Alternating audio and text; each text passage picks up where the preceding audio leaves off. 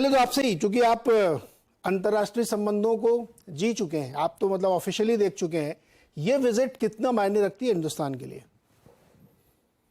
देखिए, पहली चीज तो ये है कि अमेरिका प्रधानमंत्री मोदी के लिए कोई नया नहीं है। हम्म। ये पिछले 6-7 साल 9 साल से जब से आए हैं मोदी जी, तब से जो रिलेशनशिप है इंडिया अमेरिका की, वो दर बदर आगे बढ़ती चली जा रही है। और ये हमने देखा, वो 6-7 बार पहले जा चुके हैं, लेकिन ये स्टेट विजिट होना, ये अपने आप में एक बड़ी बात है।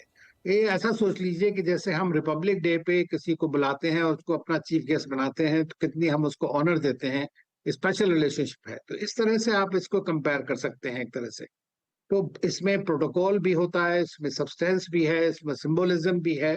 और सबसे बड़ी बात यह है कि एक मूवमेंट सा बन गया है इंडो यूएस फ्रेंडशिप का, अमेरिका में और आज की डेट में भारत में। तो इससे यह है कि भारत और दुनिया की जो बेसिकली चेंजेस इसका हो रहे हैं, उसमें भारत और अमेरिका का की मित्रता इस 21वीं सदी के लिए म्यूचुअल रिस्पेक्ट से, म्यूचुअल सेंसिटिविटी के साथ और म्यूचुअल इंटरेस्ट के साथ है। तो इसलिए प्रधानमंत्री की ये जो यात्रा है, ये बहुत ज्यादा मैं समझता हूँ इम्पोर्टेंट है। और पहली बार जैसा हम देखने वाले हैं कि एक टेक्नोलॉजी ट्रांसफर, जो बड़ी इम्पोर्टेंट टेक्नोलॉजी है, जो अमेरिका ने जो अपने जो खास मित्र हैं उनको भी नहीं दी अब तक।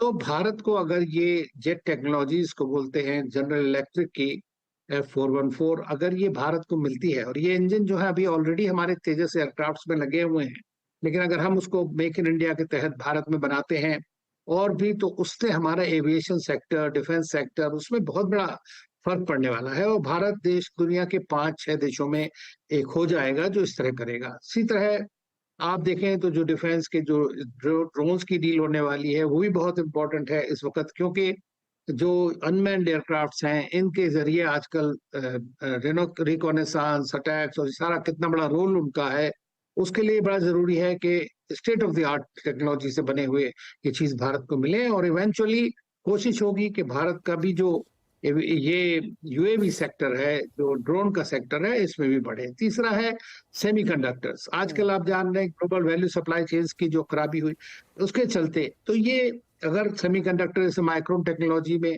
उन्होंने कहा कि वो यहाँ पर बनाएंगे, तो हम सोचते हैं कि इन सब चीजों से एक बहुत बड़ा अंतर आने वाला है भारत की टेक्नोलॉजी परिप्रेक्ष्य में, भारत की क्षमताओं में।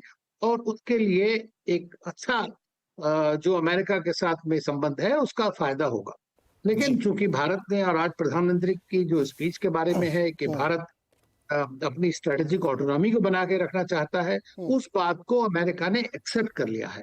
चाहे वो हमारी पोजीशन रशिया यूक्रेन वॉर के बारे में हो, पीस डायलॉग डिप्लोमेसी के बारे में हो, और चीन के थ्रेट के बारे में हो, तो इन सब चीजों में। हाँ, डेफिनेटली हम लोग जब स्टेटमेंट आएगा ज्वाइंट, तब हम लोग सुनेंगे कि बहुत सारी चीजें ऐसी हैं जिस पर जो अभी आपने इशारा किया कि यूक्रेन के बारे में और सब चीज़ों के बारे में क्या बोलते हैं वो, वहाँ से और चीज़ें समझ में आएंगी। लेकिन Pankaj ji, Indo American chamber of commerce एक बिजनेस एनेबलर दोनों देशों के बीच में काम करता है, तो मुझे ब्रीफली बताइए आप लोग का रोल क्या होता है।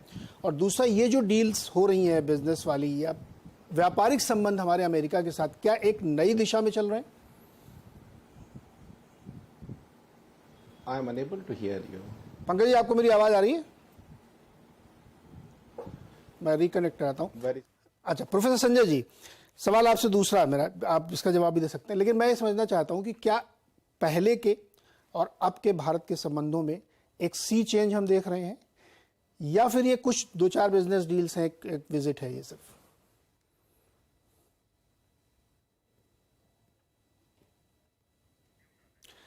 प्रोफेसर अनम्यूट कर लीजिए अपने को।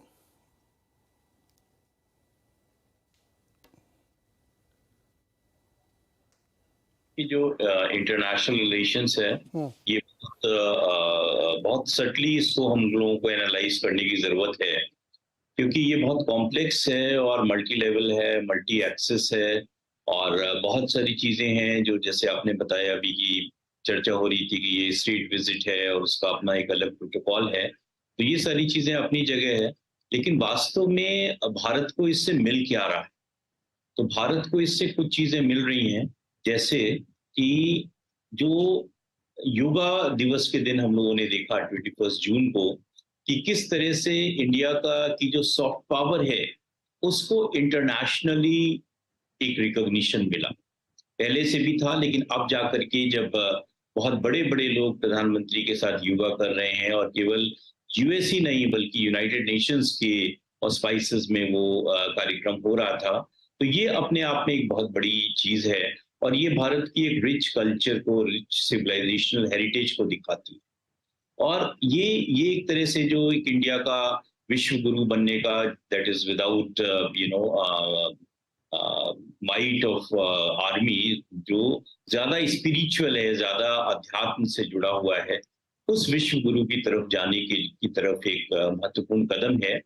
और दूसरी बात ये है कि देखिए, प्रधानमंत्री मोदी जहां पर भी जाते हैं वो इतनी ऊर्जा के साथ कार्यक्रमों को करते हैं, या अपने साथ वो इस तरह के जेस्चर्स और इस तरह की एक फील लेकर के जाते हैं कि सभी लोग उनको देखते ही बहुत ज्यादा उत्साहित हो जाते हैं, चाहे वो किसी देश का राष्ट्राध्यक्ष हो या वहां रहने वाले और लोग हों या वहां रहने वाले इंडियन अमेरिकन हो। दूसरी एक जो इम्पोर्टेंट चीज है वो ये है कि इससे जो इंडियन अमेरिकन कम्युनिटी है उसको प्रेसिडेंट बाइडेन इन्फ्लुएंस कर पाएंगे, क्योंकि वो भी अपने यहाँ इलेक्शन फेस करने जा रहे हैं, और prime minister Modi Indian American को अट्रैक्ट कर पाएंगे इसलिए कि वो इंडिया में और ज्यादा इन्वेस्टमेंट करें। ऑलरेडी है इन्वेस्टमेंट, लेकिन उसको और ज्यादा कर सकें। और एक तीसरी जो बात है वो ये है कि इंडिया कॉकस जैसे जो इंस्टीट्यूशंस हैं, ये इंस्टीट्यूशन और मजबूती के साथ वहां पर काम करें, ये बहुत आवश्यक है भारत के लिए। और अभी आपने जैसे भारत अपनी स्ट्रेटेजिक ऑटोनॉमी को भी मेंटेन कर रहा है, जैसे ड्रोन्स लेने की, ड्रोन्स तो खैर हम खरीद रहे हैं, उसकी टेक्नोलॉजी शायद हमको नहीं मिल रही है, लेकिन जो जेट इंजन्स की बात है, वो जेट इंजन्स, उनकी टेक्नोलॉजी भी हमें मिल रही है, हम उसको भारत में बना भी सकते हैं। और यहाँ से हमें अमेरिका के डिफेंस सेक्टर में इन्वेस्ट करने में, अमेरिका की डिफेंस मैन्युफैक्चरिंग में इन्वेस्ट करने का एक बहुत बड़ा मौका मिल रहा है। एक अन्य बात यह है कि जो हमारा जी प्लीज कंटिन्यू करिए सर। जो सोसा है, यानी सिक्योरिटी ऑफ सप्लाई अरेंजमेंट जो है, ये भी बहुत इंपॉर्टेंट है। मुझे लगता है कि इस पर भी बहुत विस्तार से बातचीत होगी। फिर रेसिप्रोकल डिफेंस प्रोक्योरमेंट जो है, ये भी एक इम्पॉर्टेंट है भारत के पॉइंट ऑफ व्यू से, कि फ्यूचर में भी उसको अगर किसी एडवर्सरी के साथ, जो अमेरिका का मित्र है, उसके साथ उनका कोई विवाद होता है, कोई कॉन्फ्लिक्ट होता है, तो वैसी स्थिति में भी अब भारत को जो डिफेंस सप्लाईज हैं वो बनी रहे। और यहाँ से हम ये देखते हैं कि जो रशियन मोनोपोली थी, उसको भी भारत अब अलग करने का, उसको भी तोड़ने का प्रयास कर रहा है कि इंडिया की डिफेंस सप्लाईज में रशिया की ही मोनोपोली न रह जाए, बल्कि जो और देश हैं और जो सप्लायर्स हैं वो भी सप्लाई करें सामान को। फिर ये भी हमने देखा कि जो जी संजय जी, आता हूं मैं दोबारा आपके पास।